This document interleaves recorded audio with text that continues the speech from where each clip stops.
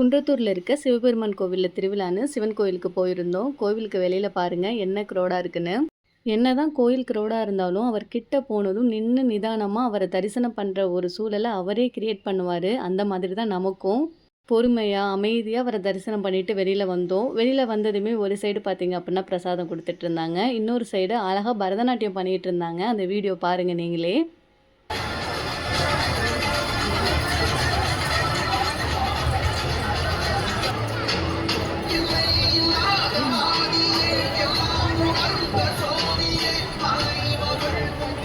அப்படியே கோவில் விட்டு வந்ததும் வெளில இருக்க கடைகளில் அப்படியே கொஞ்சமாக பர்ச்சேஸ் பண்ணிவிட்டு கிளம்பிட்டோம். வீட்டுக்கு என்ன வாங்கணுங்கிற ஒரு தாட்டு மட்டும் தான் நம்ம மைண்டுக்குள்ளே ஓடிட்டே இருக்கும் போல்.